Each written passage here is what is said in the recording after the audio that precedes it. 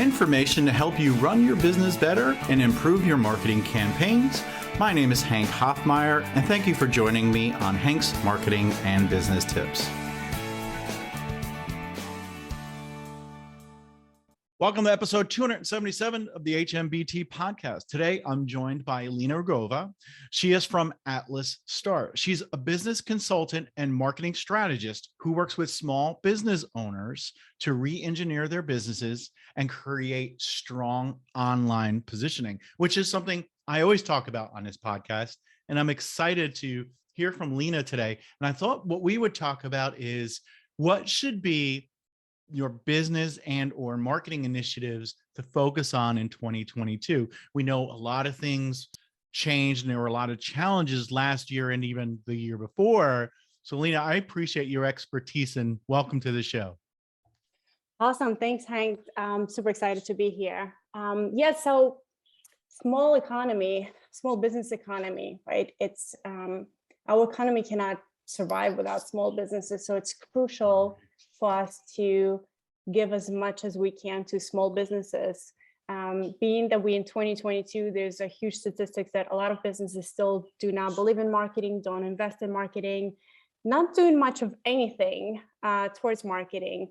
But recently, within the last 2 years, I've seen a huge, massive shift where they're now realizing, okay, so if we're not doing marketing, if we're not doing any other things, that means we'll probably be left in dust. So I'm here and I'm trying as much as I can to provide as much value to the small business world and educate them on the right ways of doing marketing, presenting and sales and putting it all together in a package. And I'm sure everyone will appreciate it. And I know I could probably learn a thing or two. Years ago, maybe up to about 5 years ago, you can kind of get away without having maybe even a website or being on social media. If you had a good network and you had a phone number that people knew about, and maybe you ran some print ads or something, you could still stay in business. And like you mentioned, things are changing and more. If you're a business, you have to be online. You have to be on at least, I'd say, at a minimum, one social media channel, even if it's just Facebook, or if it's LinkedIn. I say 3, but at a minimum 1, if you're just someone who's getting in, you feel overwhelmed and you're just getting started. And today's conversation is going to be focused around, what should I be doing? Because if I'm a small business owner, I might have 20 hats to wear, 3 hats or 5 hats. I'm doing the accounting, I'm doing the advertising, doing the sales, I'm doing inventory. Now I have to do all this marketing. What do I need to focus on? Or maybe if it's somebody that has a small marketing team, what do they need to focus on? What would you say? Let's start with the third priority. We'll work backwards. I was going to say the first priority, but then people can listen to that and maybe tune out. But not the most important thing. But what are some nice things to do, in your opinion?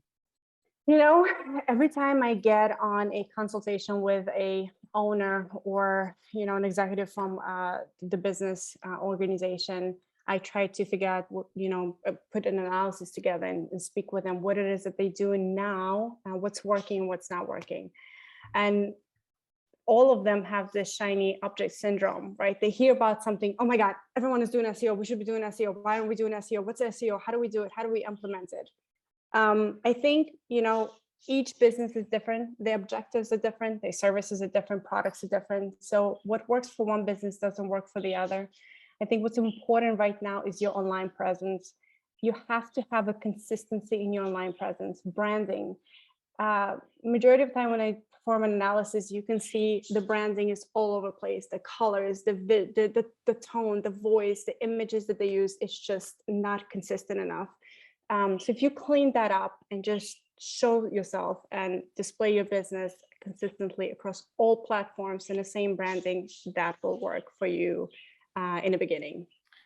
I heard you say that, but if I was to forget everything I know and the 10 to 20 years I've been in business and have done marketing, I would say, okay, I need to have branding. That means I need a logo and a business card. Or yeah, that's true, but that's not everything. What you're talking about is like a color palette and certain fonts. In other words, I wouldn't want to see a script font on your website, front facing to me, and then on your business card, it's something else.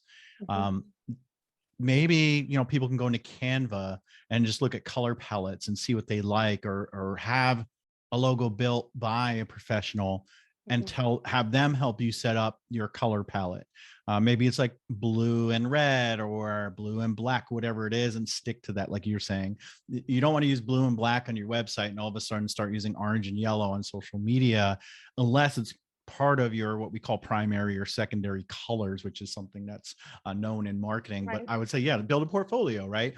Create a Google Doc, whatever it is, and just list out your colors. And for folks that don't know, there's like different ways that you can define colors: RGB, red, green, blue, and then the other one is Pantone, I believe, right? I always remember the hashtag, right? Hashtag, whatever it is, but that's the one I use. Pantone and hex colors.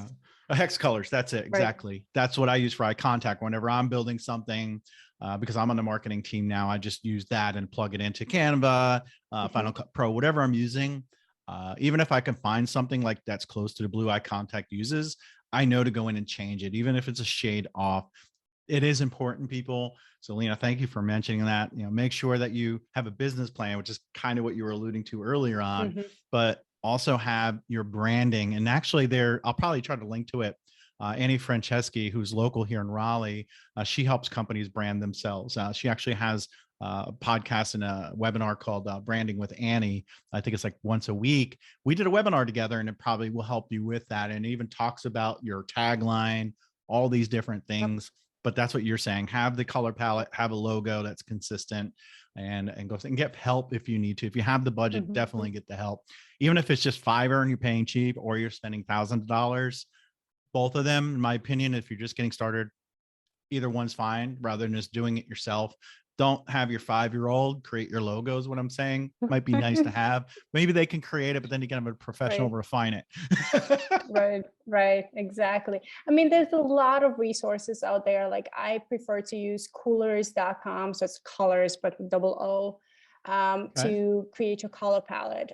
You know, if you're starting with Canva, which starts free without paying the premium, you can create a brand guidelines. If you have a logo already, consult with a designer who created and ask them which font did they use, which colors did they use, create a mood board. From there you can start putting pieces together and understand where kind of you fit in, but also not just do a branding guidelines, not just creating a brand, but also who are you trying to attract with this? Who is your target audience? What do they want? What do they prefer? What do you want them to feel and see and hear from these brand images and tone and voice? That's awesome. That was a good value add right there. Coolers.com. I've never even heard about it. I'm going to go ahead and check that one out. Let's move on to the second most important thing that you might feel something a small business owner or marketer should do. My thing with the websites is, if you have a website, make sure it is UI, UX design. So basically it's user-friendly and aesthetically pleasing for someone to actually look at it and serve on it and possibly convert from this website. So I think your website is your number one lead, and it should be number one priority in my case over anything else, because that's what sells. After what you're selling, your website is selling your services and products. Right. And then that can be a whole 2, 3, 4-part episode talking about what to do with a website. But what I'm going to do is channel a bunch of information I've heard and piece together. Number one, your branding, colors, logo at the top, navigation bar if you're going to have more than one page. And then more importantly, I remember it was almost like a Shark Tank, but for websites. Somebody would state their website, they'd pull it up live on stage and they would just tear into it. And I remember one where it was a picture of a building that had windows, and he's like, tell me what you do. Do you lease commercial real estate? He's like, no, I sell and install windows. He's like, well, I wouldn't be able to tell that by your website. That's the first tip, probably, is make sure it's known what you do, not something related to what you do. Call out what you do. We are professional window installers that get it done right, or something, which should be like the headline, right? And then have picture of actually windows or somebody installing windows. Then another thing, since I'm in marketing, would be adding a sign up form and start to do email marketing, right? But the most important thing, and you'll probably agree, is call to action. What do you want people to do? And link or a button, buy something, learn something, download something. Am I missing anything other than those 3 elements?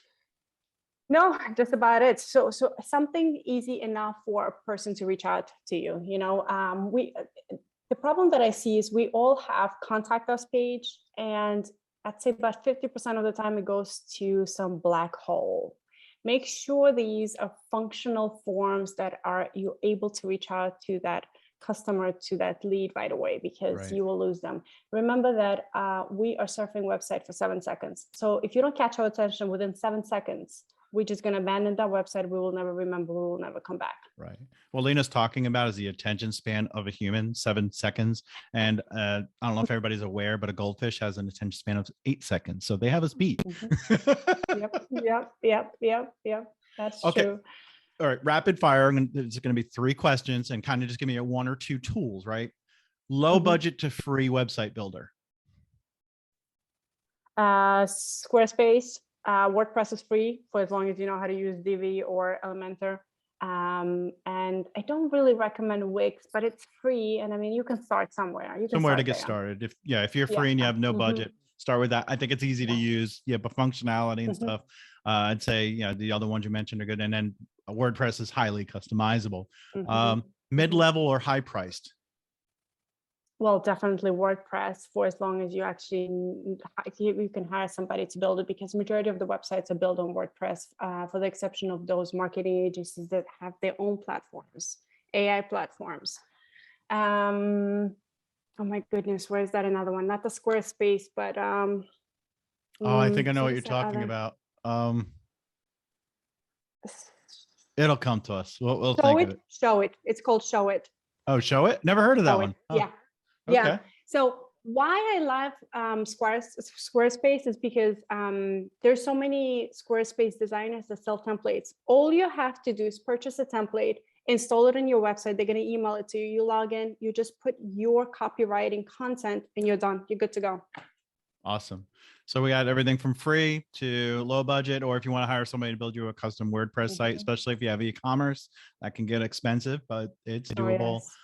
Elementor, you mentioned, it's a plugin for WordPress, which is a drag and drop editor. You could do simple things and get a template from Elementor, or you can go crazy and really start using something called CSS to really customize it. But depends on your knowledge, or if you want to hire somebody. Awesome. I mean, like if you're going for something high class, or you establish small business, I would hire somebody, because working on your own website is not as correct as it looks, because if you're not connecting your Google Analytics and the tags and everything else that goes behind the scene, it's just not worth it. My website's due for an update, and I built mine, and you could probably tell if you go there, but I'm just not looking forward to updating, because I know how much work it takes, and research if you want to do something specific, but at least I have a website. True, but also a huge tip on a website: if you do have a website, you have to make sure your website is updated monthly. If you're not updated monthly, Google just does not look at you the same way as it does on those that are updated monthly. Right. Yep. Google loves fresh content. The best way to do that would be a blog, right? A lot of people don't like to do that or don't have time, but a blog is offering fresh content. Thankfully, I have a very, very, very unique name. If you search my name, I take up like the first 2 pages of Google results. That's why I'm not really worried about updating my website as much. I used to do a lot of blogging on there, but now I've chose to do more video and then do more blogging on LinkedIn instead, like their platform. Yeah. But yeah, if you're a business owner and you're looking to make money, because I work for iContact, they pay me. Everything else I do is just for helping others, and I'm not monetizing it. That's why I'm not worried about it, but I'm going to tell everybody else to worry about it like you are. Right. What is the number one thing in 2022 that we need to be doing? SEO. Unfortunately, being that Google is constantly changing things and implementing new things and algorithm and everything else, SEO is, without SEO, there will be, having a website is useless. Having online presence is just useless. So you have to invest in a right SEO, right people, right team that understands the technical piece of it, and not just the writing and keywords of it. Right. Now, some people would say, why did she say SEO and not social media? Why would you choose SEO over, say, social media, blogging, and content creation? Other, I know content creation goes into SEO, but like there's a line there. Why would you say SEO is more important? So I like social media. My problem with social media, organic no longer works. So if you're not running ads, it's pretty much useless. So the only platform I prefer to use is LinkedIn, because you can write, I have a newsletter, you can write articles, you can write newsletters, you can write posts. That's organic content that still kind of works. We all know Facebook posts is just being kind of, the algorithm is not as good as it used to be to pages, as well as Instagram. If you're not doing stories or reels or using TikTok for videos, it's useless. Instagram is no longer images-based platform. It's a video-based platform. I really like agree SEO with you, is much more manageable. Yeah, I agree with you, but I just think it's a hard sell to say someone that's just starting a business or they're a small business owner. To them, they feel like they are going to they can see tangible results in some aspect on social media because they'll get some likes, they'll get some shares, some comments. Where SEO, I think it's the dark horse, right? It's this invisible thing that's working really hard for you. And I'm always reading, small business owners will not always read how Google's changing their SEO algorithm and why things are changing. And a lot of people might think, well, I'm going to set my website up, I'll set my SEO up then, and I'll never have to touch it. Right. Well, that's not true. So Same thing with social media.